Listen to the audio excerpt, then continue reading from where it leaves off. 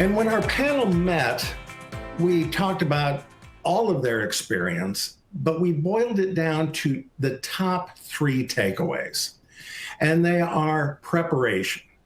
Preparation, first of all, with the platform, to find out which platform the court is using, then to go on the platform and get familiar with it, know how to use the annotation tools.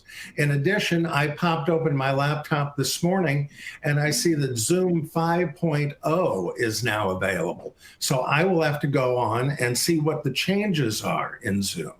And all of the platforms have been doing innovations. At the Civil Jury Project, we sent a letter to Zoom asking if they could do a fix so that we could arrange the tiles so that the tiles don't move around, that we could get a jury box and the jurors wouldn't move around. They would stay in the same order. Actually, the 17th Circuit in Florida was ahead of us on this and worked with Zoom to get that fix installed. So the platforms are changing, sometimes on almost a weekly basis. Then the preparation in terms of finding out if the court has any protocols, because courts around the country are coming out with protocols on a weekly basis with regard to the hybrid and the online world. In addition, you'll want to know what the court has available to it. Is it a single monitor? Is it a dual monitor?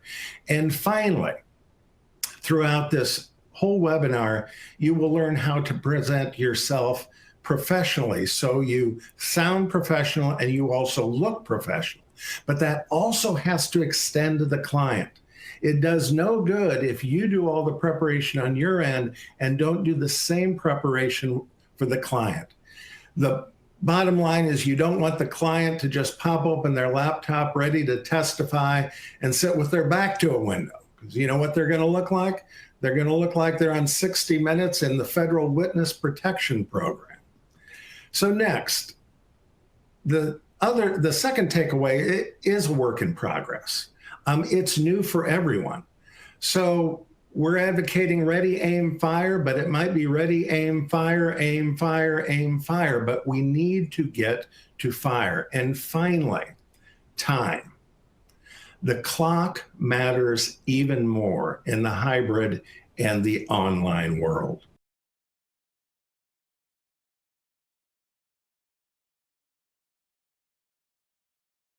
Corinne, did timing change when you went from in-person to remote? Oh, absolutely. I had a hard time with my closing.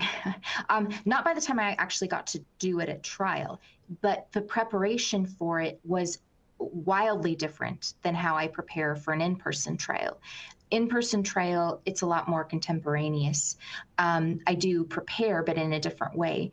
When I was giving my closing online, I knew that I did not want to go any longer than 45 minutes. And just to put it into context, we're talking about a 3-plaintiff personal injury case in which the collective demand was $4 million. So I had a lot to cover because there were 3 people, wildly different injuries, and a lot of past and future medical expenses and different injuries. So I had to do it in a shortened time frame, and I put a self-imposed limit of 45 minutes. And the only way that I was able to make that goal was by actually practice. I spent 5 hours practicing my closing, honing it down to make sure that I didn't go over that 45-minute time limit, because I was very concerned that I was going to lose the jury if I did.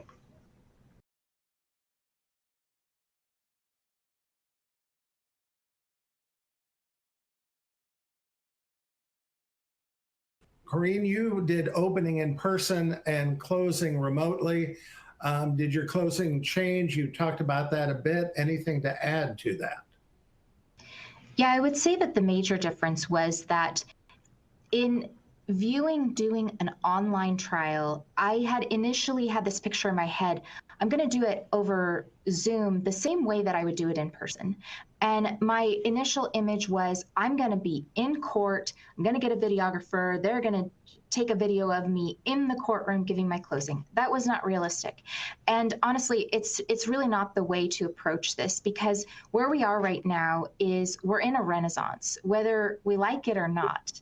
The way that we litigate is being reinvented, and you can choose to do it the old way and try to present things the old way in a new format.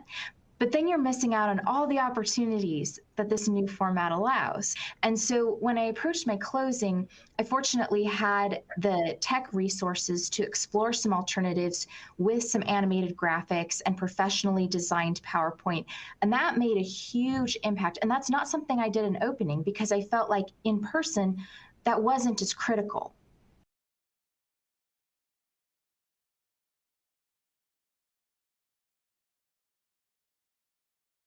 For me, in my perspective, the opening and closing was the most different from a traditional trial.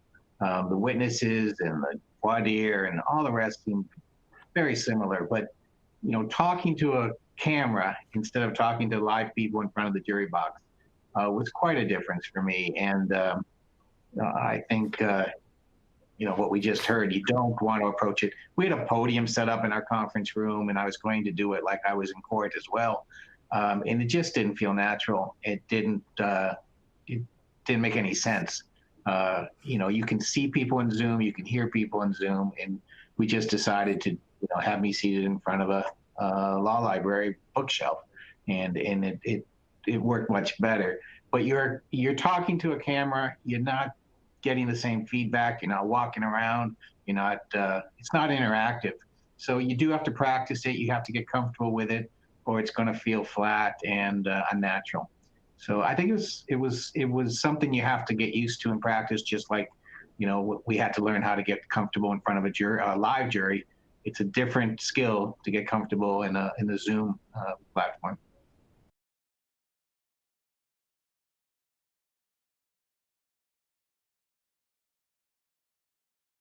Different skill set.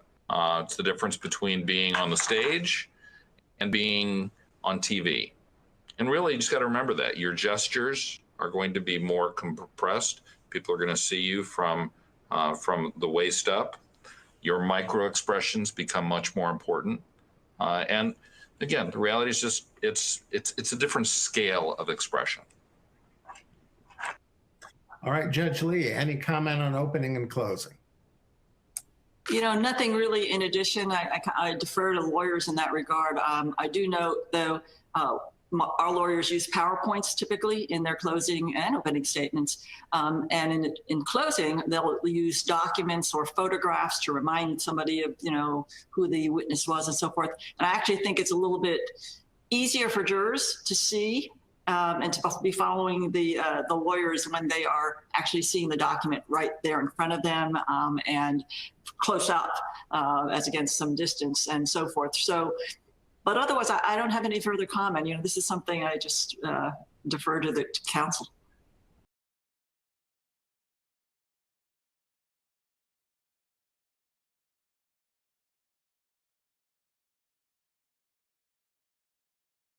Pieces of feedback that I got back from a fellow judge was, because the technology makes it hard to interrupt and makes it hard to talk while someone else is talking, that you're not going to be heard, that we are seeing the attorneys cut each other off less. And in practice, what this other judge noticed was that it meant that women and younger attorneys and other people who typically describe an experience of getting cut off all the time, are having more uninterrupted speaking time and are getting more talking turns.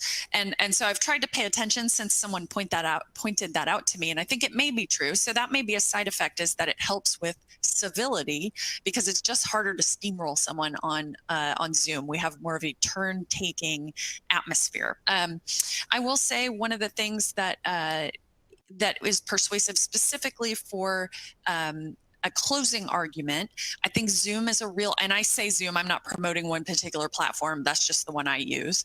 But a lot of good attorneys who are great at closing argument use the document camera or the Elmo, and they'll whip those exhibits on and off that document camera while they are giving a closing argument or draw on them or whatever it might be. And it can be very persuasive. I have always found that Elmo technology to be clunky. And I think on Zoom, it can be a lot more smooth if you practice with it. So you have the ability to have tools where you can screen share an exhibit, you can annotate, you can highlight and draw on it. So for example, we did a bench trial over 5 days that involved something like 12 entities, total value of about $300 million. But there were a ton, as you can imagine, of partnership agreements, LLC agreements, just a variety of corporate documents. And in person, that would have meant binders of exhibits, and we would have spent a lot of time flipping and say, mine doesn't have a page 17. Which one are you looking at? Whereas on Zoom, it's much easier to throw up the correct LLC agreement, turn right to the provision you're talking about, and highlight it for everybody so that we are definitely all looking at number 17 together. And I think that is an enhancement to your effectiveness in your argument. And so I think, of course, it takes a little practice in advance to be smooth with it, but I think that's one thing that's potentially better than in person.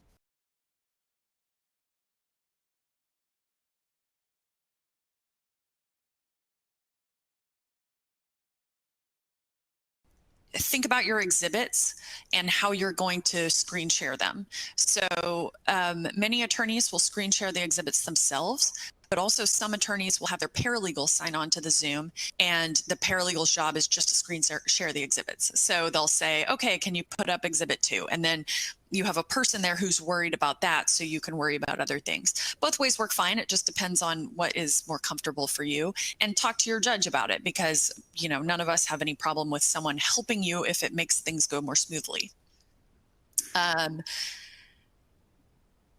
Last thing I would say is practice on screen sharing your exhibits, because I see a lot of oopsies with people screen sharing their desktop instead of just the exhibit. And so we can see, like, if you have your Outlook set to preview messages, we can see like your health appointment is coming up and stuff that we don't really want to know about. So make sure you know how to share your exhibits so that you don't share your personal email or your desktop icons that, aren't our business.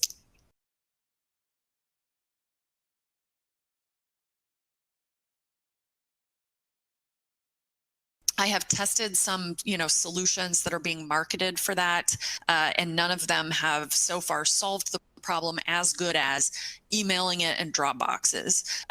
But I think that's one area where technology will catch up with our needs to have ability to exchange documents in that way, in a smoother way.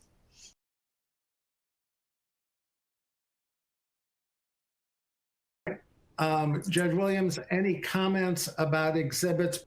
Yeah, what you've heard is there's basically 4, or at least 4 different ways of skinning a cat. You can pre-admit them. You can get that resolved before trial. You can use the breakout room where you throw the jury into a space. I prefer to use the waiting room, because if they're in the breakout room, they can talk to each other and I can admonish them. But sometimes I don't want them talking to each other. You can actually use, which I don't think anybody's mentioned, the Zoom share file function, where you can actually have the lawyer transmit a copy of the exhibit to the witness via share file and make a record that that's what they're doing in a certification. It's the same thing as the official court record. And then you can pre-transmit or have it transmitted using email, using a paper version. We have a court system called ShareFile. It's sort of like Dropbox, where all the lawyers and the court has access to it. In my court, I don't like paper exhibits. I view them as a vector. And so most of the time, I tell the lawyers, do not be bringing boxes of exhibits into the courthouse. If we're in a live trial, and now in this world, we use ShareFile. They simply upload. We have a naming protocol, and it appears it's actually very easy for the lawyers and for the jurors. Once we have developed the special folder for the jurors of admitted exhibits, for them to access that during deliberations, but also to the extent that we're going to be dealing with something outside the presence of the jury.